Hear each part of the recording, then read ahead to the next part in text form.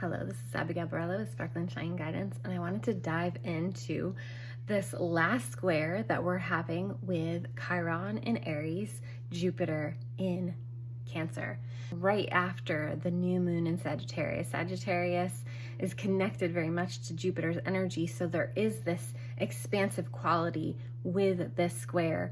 Squares in general tend to be conflictive, tend to be tension creating. Since this is the third one, some greater awareness with where we have been conflicted, and now we're just ready to expand Jupiter into this new energy. Chiron will be in Aries until June 2026. So we are wrapping up the cycle that started in 2018. Chiron has a strange orbit. It has been Aries for about 7 years.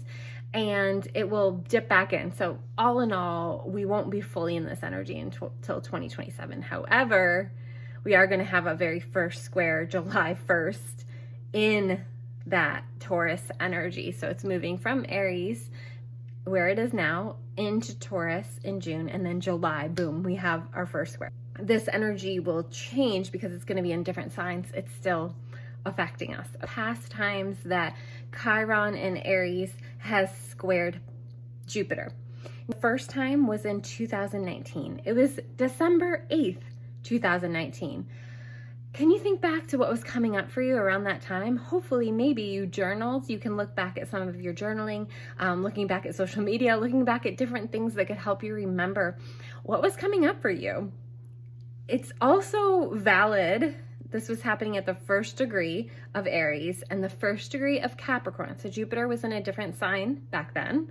However, that first degree of Aries is also where we're going to be having Saturn and Neptune February 2026. So this is vitally important for you to understand the chironic healing that has been happening in Aries so that you can rise above and really start a new cycle with this conjunction that happens every 36 years of Neptune and Saturn, okay? That's happening at the same degree where we had that first square in December of 2019.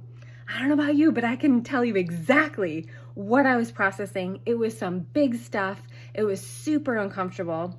And so you could likely, depending on where this is happening in your chart too, because for me, it's 8th house, which is always uncomfortable. So it might have been a little bit extra loud, but look at your own chart. Look at where this was happening in that first degree of Aries and that first degree of Capricorn.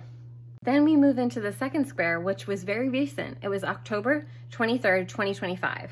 Now, something to pay attention to is that we are now, this final square is a retrograde square. So at that time, back in October, you might not have been able to see the full picture. And now that we're having this retrograde square, it's showing you all the internal work that needs to happen in order to rise above and move into more of that Jupiterian energy. Thank goodness we are in Sagittarius season as this happens.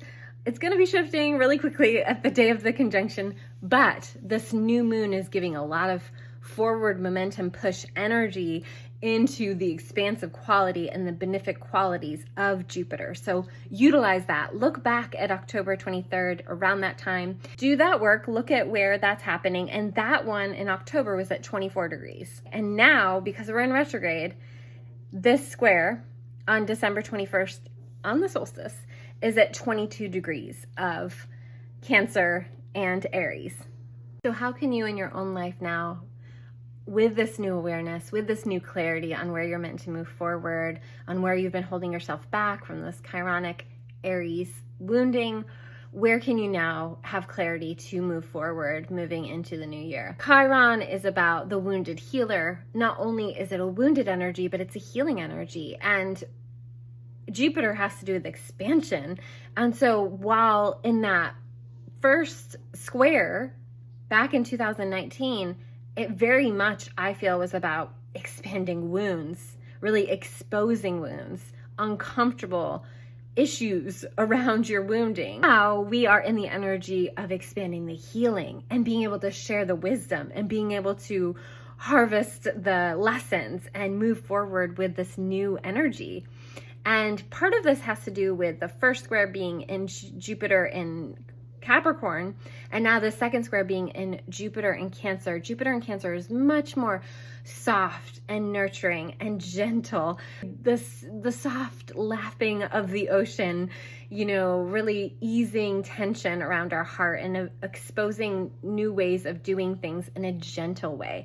So where is this happening for you? In particular, we're going to be looking at that first degree of Aries, and we're going to be looking at 24 and 22 degrees of Aries. So basically your whole Aries house. And then of course, Capricorn, first degree, back for 2019. And for these transits, we're looking at 24 and 22 degrees of Cancer. Let me know in the comments where this is happening for you, what you've been noticing, if something major was happening for you back in that first square, where was it happening in your chart? Because that's so fascinating to learn and expose and move forward with that wisdom. Now remember, Chiron has a strange orbit. We won't be coming into these squares with Jupiter again until 2033, so about 7 years. But we have one more in a new sign, and that one is a doozy as well.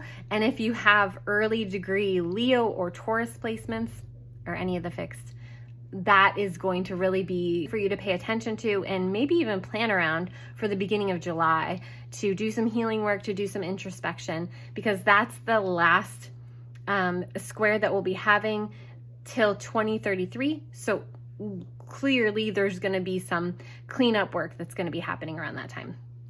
If you're interested in working with me, it's a great time to do that work together. So reach out. I have year ahead readings, and then I have a full year with me if you want to hire me as your astrologer for 2026.